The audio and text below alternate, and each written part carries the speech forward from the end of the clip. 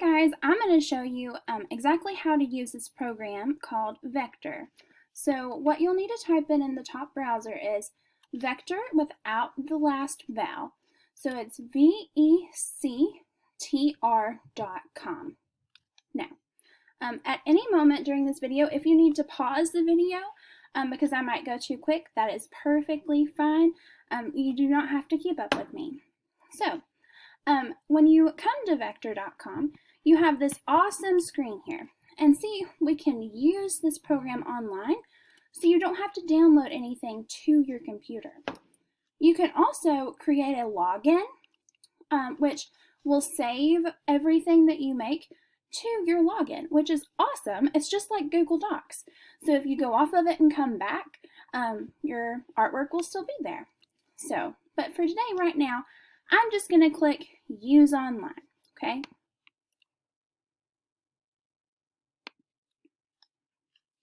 So when I click Use Online, it is going to bring me to a page where I can start creating art. Now, if I go over here to the top right-hand corner and I click this button that says Help, okay? Now, this here is going to help you learn exactly how to use Vector. So, and if we're apart and you're at home doing this, and you can't ask me a question directly right now, you have all these awesome, helpful tools here. So the first thing we're going to do is I want you just to play around. If you want to, there's these lessons, okay? I want you to click Lessons and click Get Started. Now, when you click Get Started, oh, here we go. I can watch a video if I want to, but this video is awesome, but I'm going to skip the video for now. So you're going to have all of these really cool tasks that it's going to tell you to do. So I'm going to do what these tasks say. Make sure you read what's in bold and also what's in gray. So it says click the ellipse tool. Used, create an ellipse tool or circle. Okay, so I'm going to click the ellipse tool. Now it's down here, it tells you what to do. Click and drag to insert. So, or if I don't know what to do, it can even show me how to do it. So I'm going to click and drag. Now I've made a circle.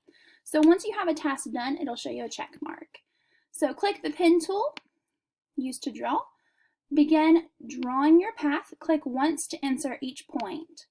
So let's say if I'm drawing a heart, right?